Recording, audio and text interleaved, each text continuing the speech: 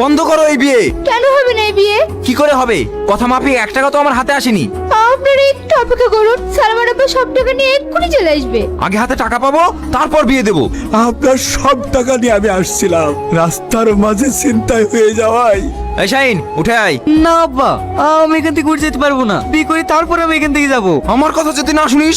এমনটা আপনি করবেন না, আমি কথা দিচ্ছি 1 মাসের মধ্যে আপনার সমস্ত টাকা আমি পরিশোধ করে দেব। ম্যানেজার, ওদের বিয়ে দিয়ে নিয়ে এসো, আমি চলে গেলাম। সালমার বিয়ে হওয়া 1 মাস হয়ে গেল, সামনে তো কুরবানি, ওদেরকে নিমন্ত্রণ করে আসো। হাতে তো তেমন টাকা পয়সাও নেই, এমন একটা বাড়িতে খালি হাতে যাওয়া কি সম্ভব? অলি তুমি চিন্তা করো না, আমার কাছে 1000 টাকা আছে। সালমার লিগে একটা পরা শাড়ি আর জামাইয়ের লিগে একটা পাঞ্জাবি নিয়ে যাও। ঠিক আছে, তাই হবে। শাহিন, শিলিগুড়ি ফ্যাক্টরিতে একটা সমস্যা দেখা গেছে রে, তুই একটু ঘুরে দেখে আয় দিনি। আমারও তো বয়স হয়েছে, আমি আর চারিদিক সামাল দিতে পারছি না রে। ঠিক আছে আব্বা, তুমি কোনো চিন্তা করো না। তুই এক্ষুনি রেডি হয়ে নে, আমি ম্যানেজারকে বলে দিয়েছি, ম্যানেজার নিজে গিয়ে তোকে এয়ারপোর্টে রেখে আসবে। তুমি ভালোভাবে যাবে আর গিয়ে আমাকে ফোন করবে। সালমা, তুমি কাঁদছো?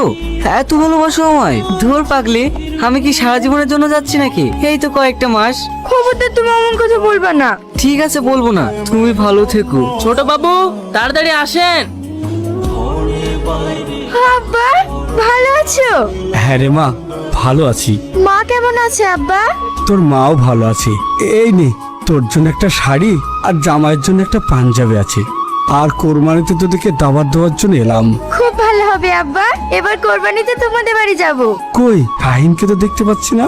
ও কটা দিনের জন্য শিলিগুড়ি গেছে আব্বা। আর তোর শ্বশুর শাশুড়ি? বাবা, মেয়ের সাথে তো দেখছি ভালোই আলাপ জমিছেন। এসব কি নিয়ে এসছেন? এরকম সস্তা জিনিস আমার বাড়ির চাকররাও পরে না। এ কি বলছেন মা?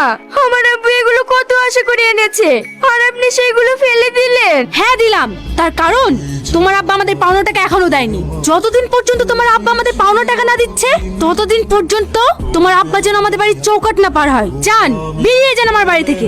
আর তোমাকেও বলছি, যতদিন পর্যন্ত তোমার আব্বা পনের টাকা না শোধ করছে, ততদিন তুমি আমার বাড়িতে চাকরানির মতো কাজ করবে। কোনোদিনই বৌমার স্বীকৃতি পাবে না। আমি তোকে কথা দিচ্ছি রে মা, পরের টাকা শোধ না করে এই বাড়িতে আমি কোনোদিনই আসবো না।